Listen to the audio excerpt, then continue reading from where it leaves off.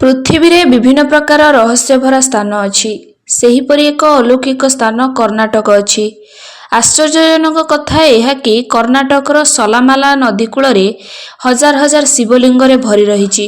तेणु काहींकि एही जगार एते संख्यक शिवलिंग रहिछि ताहा आसंतु ए वीडियो माध्यम रे जानिबा। पृथ्वी रे एमिति अनेक स्थान अछि जहा रहस्य रे भरा। एही रहस्य को बुझिबा बहुत कष्टकर। भारत रे मध्य एहीपरि स्थान गुड़िकर अभाव नहीं। एभली अन्यान्य स्थान अलौकिक घटना भरपूर। कर्णाटक मध्य एहीभली एक स्थान अछि जेउठारे हजार हजार शिवलिंग रहिछि। शिवलिंग रे भर्ती नदी कूड़। आश्चर्यजनक भावे एही स्थान रे हजार हजार शिवलिंग अवस्थित, जहा भक्त मानक पई कोनोसी रहस्य ठारू कम नुहे। एही पवित्र स्थल को सहर्ष लिंग कुहा जाय, जहा कि कर्णाटकर शिरसी ठारू 14 किलोमीटर दूर रे अवस्थित।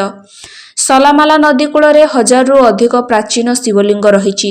एहीपरि पत्थर रे खोदित नंदी मूर्ति रहिथिबा आपण माने देखि परिबे।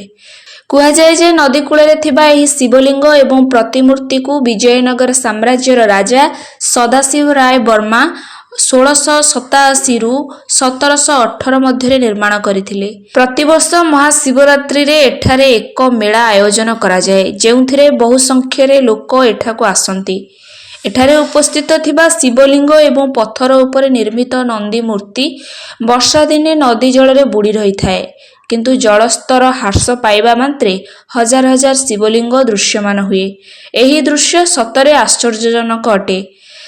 समान भावे कंबोडियार एक नदी रे एभली हजार हजार लिंग थिबा देखिबाकु मिले।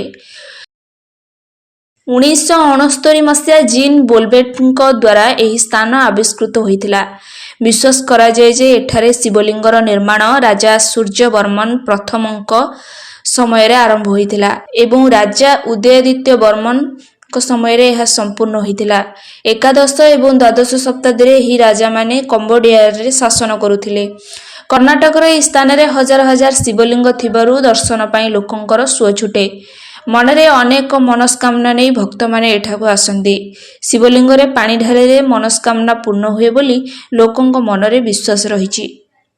एहीपरि अनेक वीडियो देखिबा पई हमर चैनल टिको लाइक, शेयर और सब्सक्राइब करंतु।